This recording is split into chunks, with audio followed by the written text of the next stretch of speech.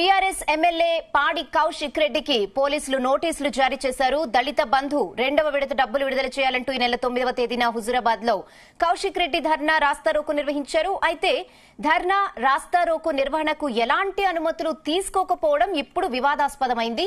ఈ కారణంగా section 35(3) BNS act మేరకు ఎమ్మెల్యే కౌశిక్ రెడ్డి బీఆర్ఎస్ నాయకులపై కేసు నమోదు చేసిన పోలీసులు నోటీసులు జారీ చేశారు.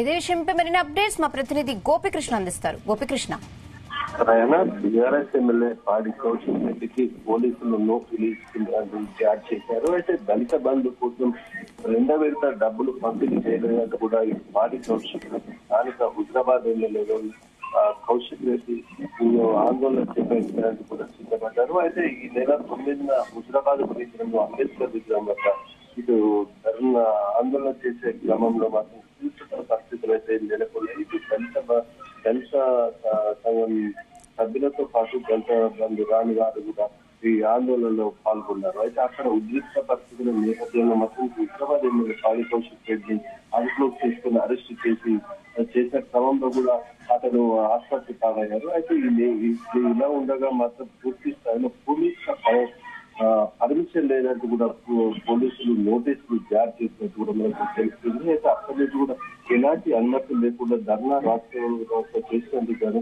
ఇటు ఎమ్మెల్యే కౌశిక్ రెడ్డితో పాటు బీఆర్ఎస్ నాయకుల పైన మాత్రం ఇటు సెక్షన్ 35(3) బిఎన్ఎస్ యాక్ట్ కింద మాత్రం కేసు నమోదు చేసినట్టు హుజరాబాద్ పోలీసులు వెల్లడించిన పరిస్థితి తెలిసింది. అయితే ఇప్పటికే హుజరాబాద్ లో దళిత బంధుకు సంబంధించి రెండో విడత డబ్బులు పూర్తి స్థాయిలో చెల్లించాలంటూ కూడా ఇటు ఆందోళన అనేది ఉద్యోగం చేస్తామని చెప్పి హెచ్చరించిన నేపథ్యంలో ఇటు మంత్రి పొన్న ప్రభాకర్ ని టార్గెట్ చేసి కూడా ఇటు ఎమ్మెల్యే కౌశిక్ రెడ్డి పూర్తి స్థాయిలో విమర్శలు జోడిస్తున్నారు. ఇటు బొగ్గు అవినీతి పాల్పడ్డారంటూ బొగ్గు బురద రవాణాలో కూడా అవినీతి జరిగిందంటూ ఆరోపించిన నేపథ్యంలో ఇటు సీఎం రేవంత్ రెడ్డి పాలన విధానాలపై కూడా తరచూ అసెంబ్లీలో కూడా అసెంబ్లీ బయట కాదు ఎక్కడ పడితే అక్కడ కూడా విమర్శలు అనేది చేస్తూ ఉంటుంది. ఇప్పుడు పార్టీ కిరాయిల ఎమ్మెల్యేలపై కూడా అరకపూడి జాలీతో సవాళ్ళ విధానంలో కూడా ఇతను ముందున్నట్టు తెలుస్తుంది. అయితే అప్పుడు ఆ జరిగిన ఘటనపై మాత్రం